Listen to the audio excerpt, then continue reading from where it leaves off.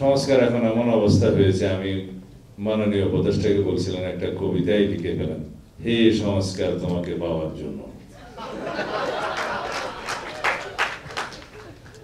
আর কতকাল আলাপ আলোচনা করিলে, খানা পিনা খাইলে এই সংস্কার। 31 দফা প্রণয়নটা অনেকটা, এখানে ডক্টর জাহিদ সাহেব আছেন, এই অদমের হাত ধরেই অনেকটা লেখা হয়েছিল। শহীদ জিয়াউর রহমানের জন্ম হয়েছিল স্বাধীনতার জন্য। শহীদ জিয়া শাহাদত বরণ করেছেন স্বাধীনতা রক্ষা করার জন্য। শহীদ জিয়াউর রহমান একটি নাম, একটি ইতিহাস, বাংলাদেশের ইতিহাস, বাংলাদেশি জাতীয়তাবাদের ইতিহাস, বাংলাদেশে বহুদলীয় গণতন্ত্র প্রবর্তনের ইতিহাস। শহীদ জিয়াউর রহমান স্বাধীনতার ঘোষণা দিয়েছিলেন, সম্মুখ সমর করেছেন, বিজয় অর্জন করেছেন, স্বাধীনতা এনেছেন, স্বাধীনতা রক্ষা করেছেন। বাংলাদেশের গণতন্ত্রের জন্য এবং উন্নয়নের জন্য এদেশের সর্বস্তরের নারী পুরুষ সকলের জন্য বিভিন্ন রকমের সংস্কার কর্মসূচি নিয়ে, উন্নয়ন কর্মসূচি নিয়ে বাংলাদেশকে উন্নয়ন অগ্রগতির একটি মহাসোপানে নিয়ে গিয়েছিলেন। সেই জন্যই বোধহয় দেশি বিদেশি চক্রান্তকারীদের ষড়যন্ত্রে তাকে জীবন দিতে হয়েছে।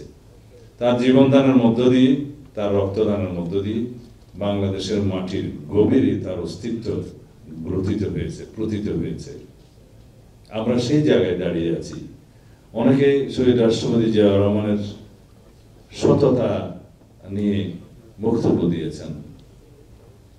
এটা বাংলাদেশ নয়, সারা পৃথিবীতে এই ইতিহাস সর্বজন স্বীকৃত।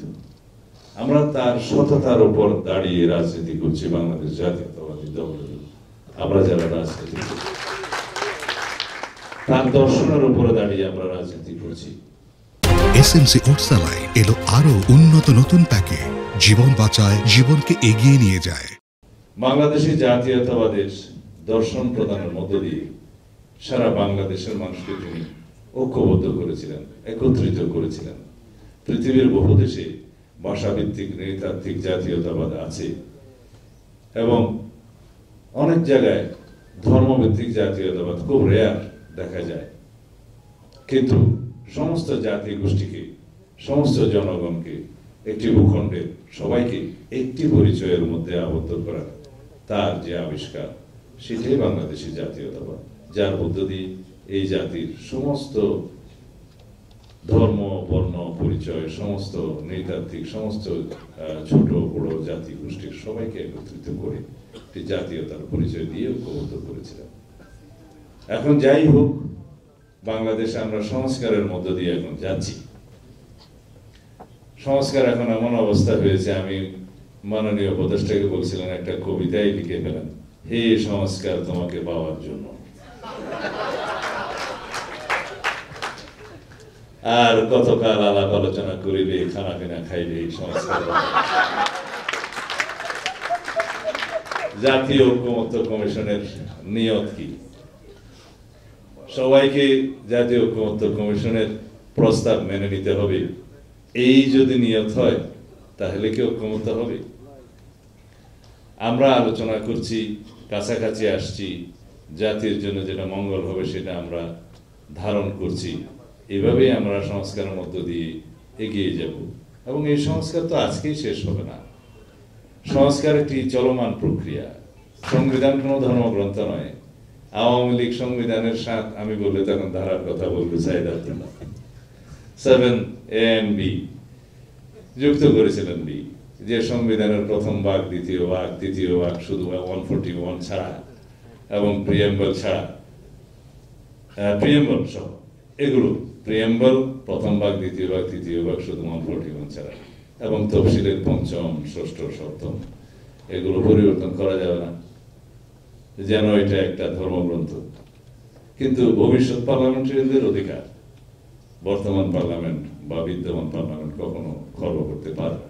সেটা ফান্ডামেন্টাল আইন, সারা পৃথিবীব্যাপী, এটা গ্লোবাল অর্ডার।